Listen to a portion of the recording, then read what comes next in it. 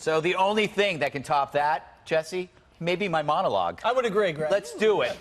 So, can you repeat the question, sir?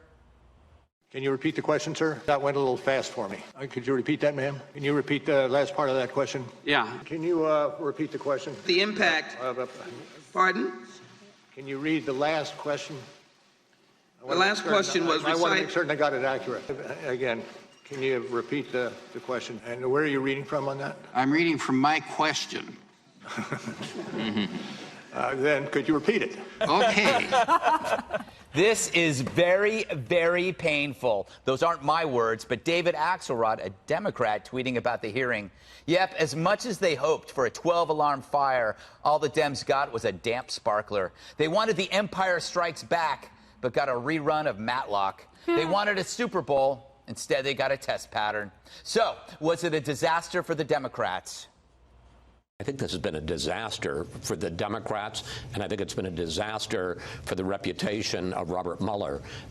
He has seemed very uncertain with his brief. He doesn't seem to know what things that are in the report.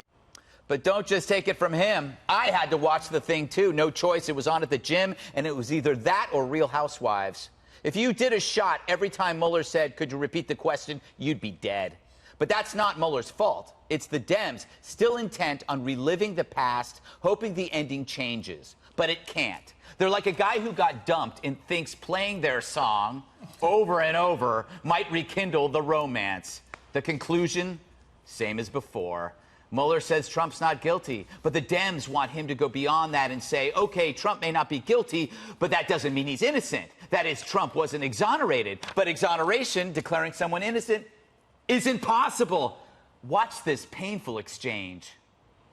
Mr. Mueller, does the Attorney General have the power or authority to exonerate? Now, what I'm putting up here is the United States Code. This is where the Attorney General gets his power, and the Constitution, and the annotated cases of these, which we've searched. We even went to your law school, because I went to Case Western, but I thought maybe your law school teaches it differently, and we got the criminal law textbook from your law school. Mr. Mueller, nowhere in these, because we had them scanned, is there a process or description on exonerate. There's no office of exoneration at the Attorney General's office. There's no certificate at the bottom of his desk. Mr. Mueller, would you agree with me that the Attorney General does not have the power to exonerate? I'm going to pass on that. Why? This is the headline on all of the news channels while you were testifying today. Mueller, Trump was not exonerated. Now, Mr. Mueller, what you know is that this can't say Mueller exonerated Trump, because you don't have the power or authority to exonerate Trump. Ugh, that did not go well.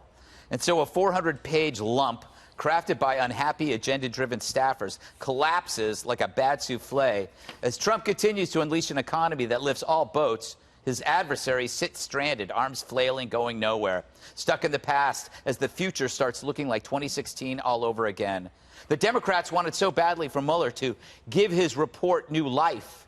Instead, he took it out to the woods and shot it.